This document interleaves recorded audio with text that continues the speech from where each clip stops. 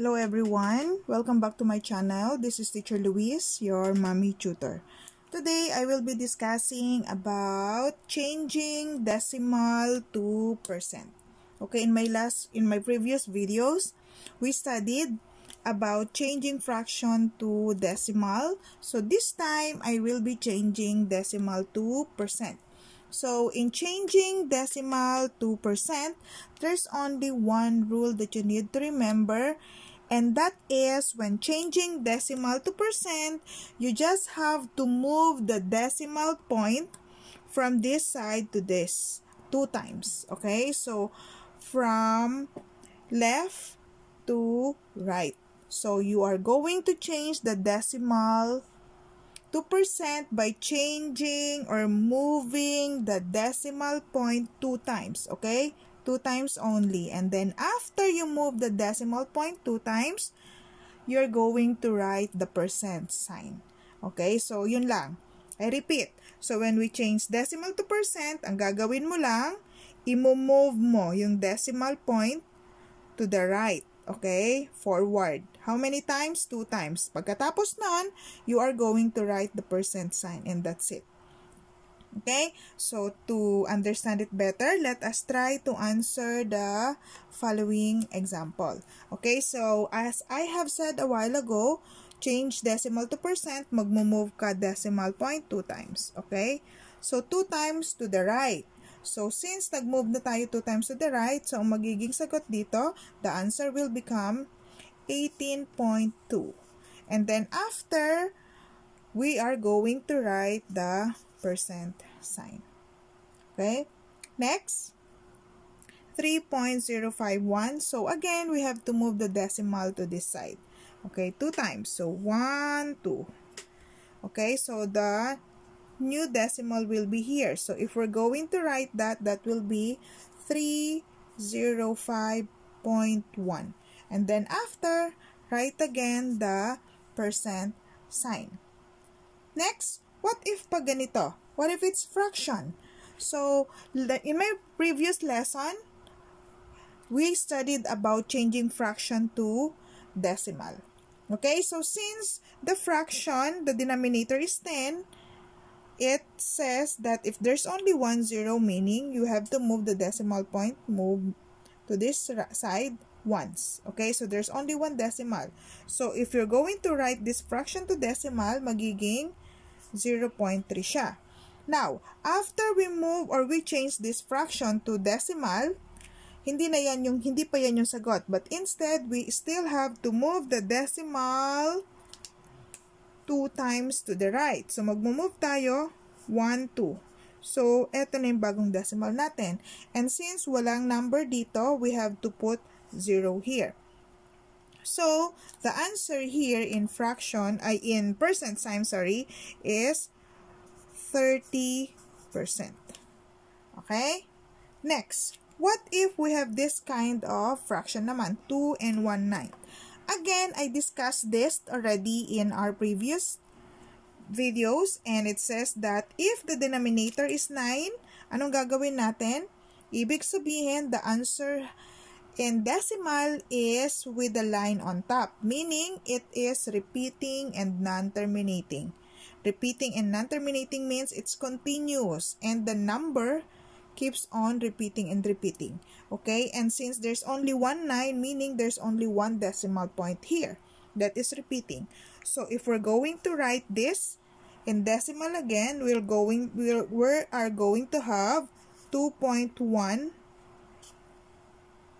and 1 line on top. Okay, but then this is not yet the answer. Okay, but instead, we still have to move the decimal here 2 times. Okay, so we have 0 here. Okay, so the answer will be what? 210%. Okay, so ang magiging sagot dito will be 210%. Or since repeating siya, hindi na magiging 0, 0 yan, pwedeng ang mangyayari kasi dito will be 2, like 2.1111111. Okay, so if we are going to write this without this one, kasi ito, it's like we round it off. So if we're going to write it with this kind of fraction, since it's repeating and non-terminating, we can write it as 2 times. 1, 2. So that will be 211.1 line on top, and then we put the percent sign. Okay, so that's how we change decimal to percent. Okay, so don't forget, when we change decimal to percent, we only need to move the what? Move to the left. Okay, to the right, I'm sorry, to the right. How many times? 2 times. Okay, we need to move the decimal to the right, moving it like this. Okay, 2 times. Okay, why is it 2 times? Because when percent means hundreds.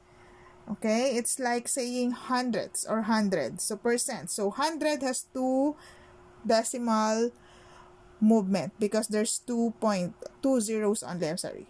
Okay, so that's how you do it. So move the decimal to the right 2 times, and then after write the percent sign. Okay, next. Now, what if we're going to change percent to decimal naman? Okay, so next thing is changing percent to decimal. So in changing percent to decimal, it's vice versa. A while ago, when we changed the decimal to percent, we move the decimal to the right 2 times. Okay, so this time, we are going to move the decimal to the left 2 times naman. So that's how we change percent to decimal. So we need to move the decimal to the left. 1, 2. Okay, how many times? It's 2 times. So move to the left 2 times. Okay, and then after you drop the percent sign. When we say drop the percent sign, tatanggalin na natin yung percent sign after we move the decimal to the left. Backward siya. Okay, backward, patalikod, hindi pa harap. Okay, so to further understand what I'm saying, let's do some of these examples. So what I have told you kanina, it's movement of decimal to the left 2 times. So i-move natin to 2 times, 1, 2. Okay, so our new decimal will be here. So since wala namang decimal, walang number here, we are going to put 0. And then after, drop the percent sign. So the final answer here will be 0.0475. Okay, next. This one, 9 and 3/5. So 9 and 3/5. So in my previous lesson again, we studied about changing fraction to decimal. So unang-una, before you can change this into decimal talaga, we still have to change this fraction percent to decimal percent. Okay, so 3/5. So how are we going to do that again? It's easier if we make the denominator by tens kung pwede. So since pwede naman siya 5, we have to multiply this by 2. So we have a new fraction as 9 and 6/10. Okay, but still this is in percent sign. And then after 6 and 6/10, and that's in percent sign, we need to change this into decimal. So since 6/10, there's only 1 0. So understood, this will be in 9.6%. Still in percent. Okay, kasi we only changed the decimal, this fraction to decimal, but we didn't move the decimal percent, the decimal point yet. Okay, kaya in percent pa siya. Next, after we change this in percent, we now ready to change it into decimal talaga without the percent sign by moving it to the left 2 times again. 1, 2. Okay, so since wala na namang number dito, we have to put a 0 there. So the final answer here will be 0.096. Okay, and then after, wala na yung decimal or yung percent sign. There's no more percent sign. That's why it's 0.096. Okay, next. Pag ganito, so we just have to move the decimal again to the right, to the left, I'm sorry. So 1, 2. Okay? So, wala na naman 0. So, we have to add another 0 here. So, the answer will be what? 0.0075. Okay? Again, this one, move the decimal backwards 2 times. So, this will be the new decimal position. So, this will become 0.2891. And lastly, again, this is in fraction. So, again, before we can change it to decimal talaga, we still have to change this fraction percent to decimal percent. So, what is the rule? In my previous lesson, if it ends with the 999 here, meaning it's continuous. Okay, at pag continuous at repeating siya, meron siyang line on top. Okay, at since there are 3 nines here, meaning we have to move first this 3 times backward. So, this, we're going to get 1, 2, 3. So, may 0 tayo doon. Okay, so this will have 0.054, repeating yan. But still, meron tayong percent sign dyan. Okay, so since may percent sign tayo dyan, hindi pa ito yung answer kasi we still have to change it to decimal by moving the decimal again twice to this side. Okay, twice to this side, so magiging 1, 2. So, we still have to put another 0 here and then there. So, ito magiging 0.00 and then 0.54. Okay? And then, we have to put the line there.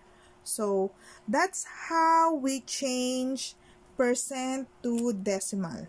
Okay? So, don't forget, when changing percent to decimal, we need to move the decimal to the left. Left meaning backwards. And how many times? It's 2 times. Okay? And when we change decimal to percent, we need to move the decimal point to the right 2 times. Okay? So that's how we do it. So, that's it for today. I hope you learned something about changing percent to decimal and decimal to percent. Again, this is Teacher Luis, your mommy tutor. Don't forget to click the notification bell so that you'll be updated with my other videos. Please like, share, and subscribe. And always watch my videos. Bye!